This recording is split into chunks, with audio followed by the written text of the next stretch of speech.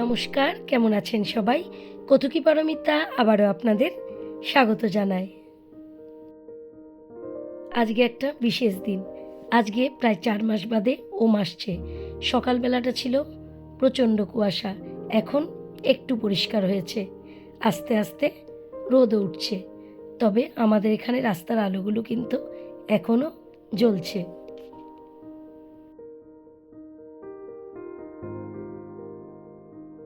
এখন সকাল 8:30 মতো বাজে। সকাল সকাল স্নান করে পুজো দিয়ে দিয়েছি, চলে যাব রান্নাঘরে। ওম যেগুলো খেতে ভালোবাসে সেগুলোই রান্না করে চটপট করে আবার যেতে হবে এয়ারপোর্টের উদ্দেশ্যে।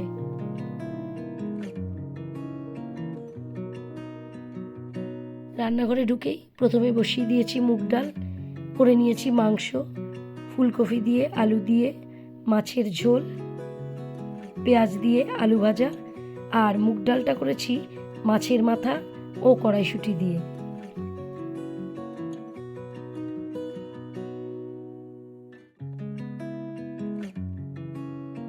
এখন প্রায় 1:45 বাজে, আমরা বেরিয়েও পড়েছি এয়ারপোর্টের উদ্দেশ্যে।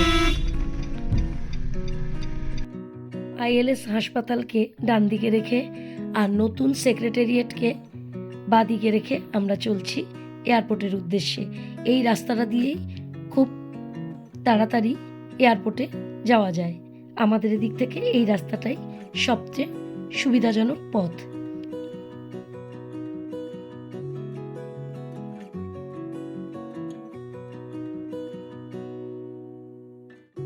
এয়ারপোর্টের রাস্তাটা খুব সুন্দর হয়েছে। মাঝখানে কি সুন্দর গাছ লাগিয়েছে দেখুন। গাছগুলো যখন আরও বড় হবে রাস্তাটা দেখতে আরও সুন্দর লাগবে। আর এখন তো দুপুর প্রায় 2টো মতো বাজে, তাই রাস্তা প্রায় ফাঁকা।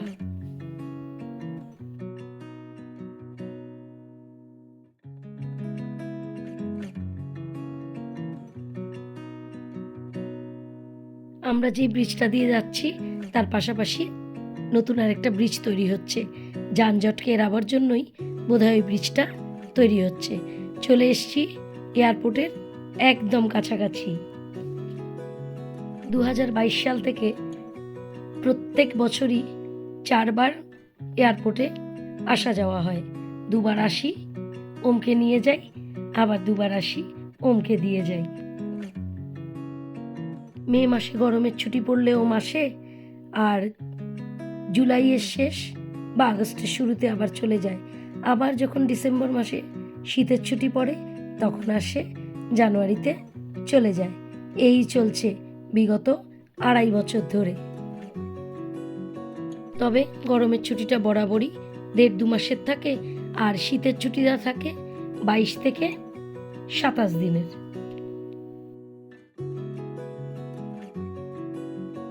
তবে এবার 14 দিনের ছুটি পেয়েছে, কারণ যেতে আসতেই ওর লেগে যায় প্রায় 4 দিন। 2 দিন যেতে, 2 দিন আসতে। প্রথমে তো বলেছিল আসতেই পারবে না। 26শে ডিসেম্বর পরীক্ষা শেষ, 9 জানুয়ারি আবার কলেজও খুলে যাচ্ছে। ছুটিটা কিছুদিন বাড়ানোর ফলে ও তাই আসতে পারছে। ওই দেখুন, দিল্লির যে প্লেনে ওম আসছে সেটা একটু দেরি হবে আসতে। পুরো জার্নিটার মধ্যে একটু কষ্টকর হলো, যেদিন ওদের প্লেন থাকে তার আগের দিন রাত্রি 12টায় ওরা দিল্লি এয়ারপোর্টে পৌঁছায়। ট্রেনে করে পাঞ্জাব থেকে আসে দিল্লি স্টেশনে, সেখান থেকে ক্যাব ধরে নিউ দিল্লি এয়ারপোর্টে আসে। সারা রাত থেকে পরের দিন দুপুর 12:10 প্লেন ধরে ওরা পৌঁছায় আগরতলায়। এই জার্নিটা কিন্তু একটু কষ্টকর। যাক, এইমাত্র ওম ফোন করে জানালো ওর প্লেন নেমে গেছে। অবশেষে পৌঁছালো নিজের জায়গায়। প্রায় 11 ঘন্টা দিল্লি এয়ারপোর্টে কাটিয়ে অবশেষে আসলো নিজের বাড়িতে। চোখে মুখে ক্লান্তির ছাপ। বাবা, কি খেয়েছিস? কিছু খাসনি? কিছু খেয়েছিস? হ্যাঁ। কোন ব্যাগের ওজন হয়েছে 5 কেজি? এইটা?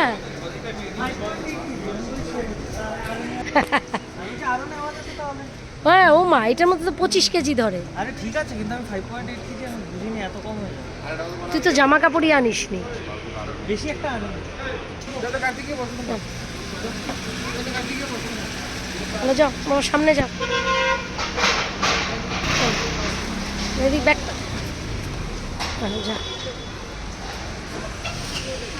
ভেতরে রাখ।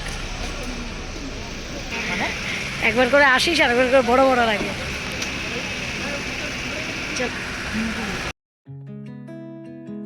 এবার ঘরে গিয়ে স্নান সেরে একটু খাওয়া দাওয়া করে বিশ্রাম নিলেই শরীরের ক্লান্তিটা দূর হবে। এবার কলেজ থেকে একটা গ্রুপ করে স্মার্ট ইন্ডিয়া হ্যাকাথনে ওরা অংশগ্রহণ করেছিল। তাতে ওদের গ্রুপ স্টেলার 6 উইনার হয়েছে। প্রাইজগুলোও সঙ্গে এনেছে আমাদের দেখাবে বলে। বাড়ি গিয়ে সেগুলো দেখব।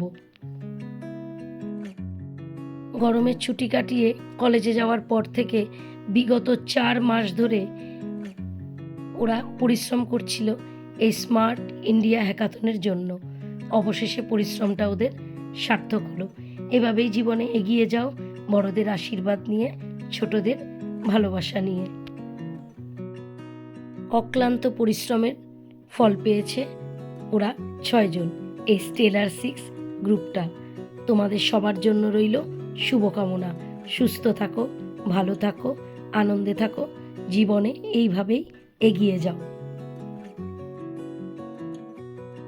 তবে জীবনের সব পাওয়া না পাওয়ার হিসেব না রেখে সর্বশেষে বলবো, তোমরা খুশিতে থাকো।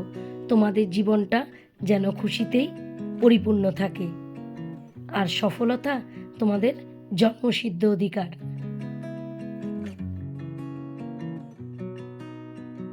এখন প্রায় 3:15 বাজে। চলে এসছি কোয়ার্টারে।